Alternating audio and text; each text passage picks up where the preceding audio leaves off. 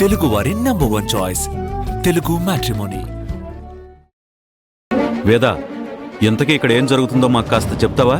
ఇంకా మీకు అర్థం కాలేదా?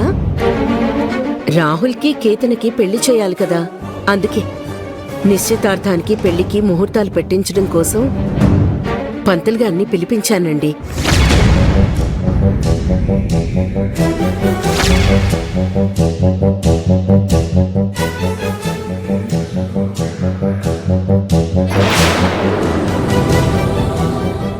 వేద, నీకు అసలు మతుండే ఇలాంటి పనులన్నీ చేస్తున్నావా?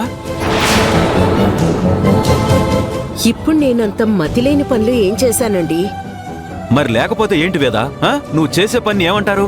నీకేదనిపిస్తే అది నువ్వు చేసేస్తావా? దానివల్ల జరిగే మంచి ఏంటి చెడేంటని ఇవేమీ నువ్వు ఆలోచించవా?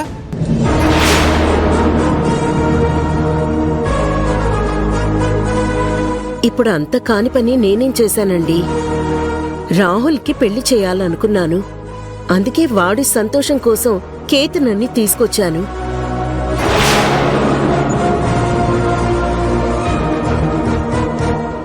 ఎలాగో వాళ్ళకి పెళ్లి చేయాలి కదా, దానికోసం ముహూర్తాలు చూపిస్తున్నాను. ఇందులో నేను చేసిన తప్పేంటి? తప్పొప్పులు నువ్వు ఒక్కదానివే ఆలోచిస్తే తెలియదు వేదా, అందరితో చర్చిస్తే తెలుస్తుంది.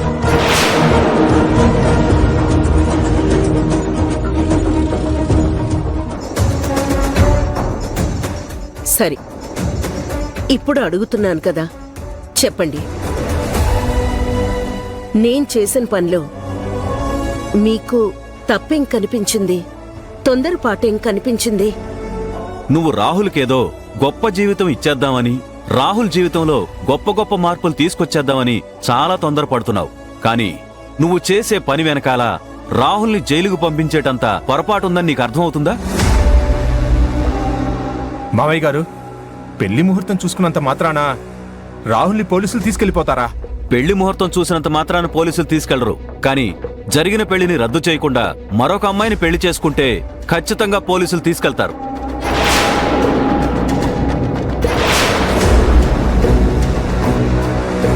అవును, నిజమే అమ్మా. ఈ విషయం గురించి మనం ఎవరం ఆలోచించనే లేదేంటి? అభికి రాహుల్కి విడాకులు కాకుండా మళ్ళీ రాహుల్కి కేతనాకి పెళ్లి చేస్తే అది చట్టరీత్యా నేరం కదా.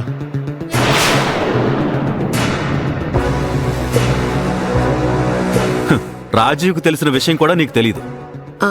అంటే అది వేదా, నీ మనసులో ఉన్నది మా అందరితో పంచుకుంటే మంచేదో చెడేదో తెలుస్తుంది. ఏం చెయ్యాలో ఏం చేయకూడదో అందరితో చర్చించుకుంటాం.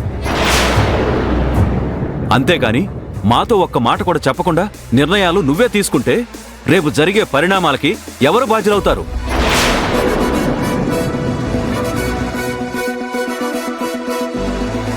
పోనీలేండి మావయ్య గారు, అత్తయ్య అంత దూరం ఆలోచించలేదనుకుంటా. ఇప్పుడు చెప్పారు కదా, తెలుసుకుంటారులేండి. రేయ్, చెప్పిన తర్వాత తెలుసుకోవడం కాదురా. ఏదైనా పని చేసేటప్పుడు తప్పులు ఉండకూడదు, తొందరపాట్లు ఉండకూడదు. ఎంత వయసు వచ్చాక కూడా తెలుసుకోలేకపోతే ఎలా?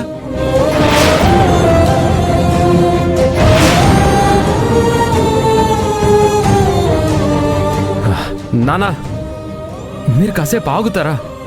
అమ్మేదో తెలియక పొరపాటు చేసింది. ఆ మాత్రం దానికే ఎందుకింత కోప్పడతారు? అమ్మా, నాన్న చెప్పింది ఒక రీజన్ అయితే నేను కేతనని పెళ్లి చేసుకోవడానికి కాస్త టైం కావాలి.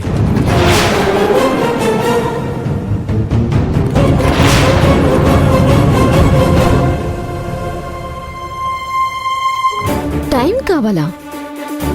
టైం ఎందుకు రాహుల్? నేను కేతన ఒకరినొకరం అర్థం చేసుకోవాలి.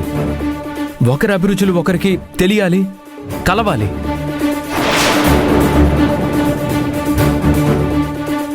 ఇవన్నీ జరగాలంటే కాస్త టైం పడుతుంది కదక్క. అదేంటి రాహుల్, మీ ఇద్దరు చిన్నప్పటి నుంచి ఫ్రెండ్సే కదా, ఇప్పుడు మళ్ళీ కొత్తగా అభిరుచులు కలవడం ఏంటి? ఎంత చిన్ననాటి ఫ్రెండ్ అయినా పెద్దయ్యాక ఆలోచనలు, అభిప్రాయాలు, అభిరుచులు మారతాయి కదా వదినా.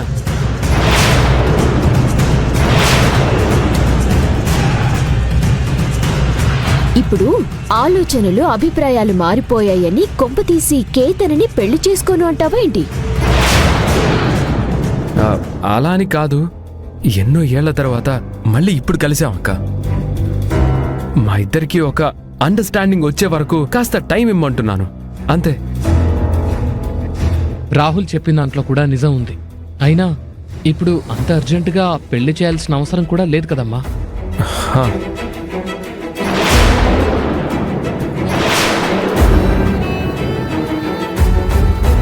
సరే రాహుల్, నీకు కావలసినంత టైం తీసుకో. మీ ఇద్దరి పెళ్లి ఎప్పుడు ఎలా చేయాలో నాకు బాగా తెలుసు.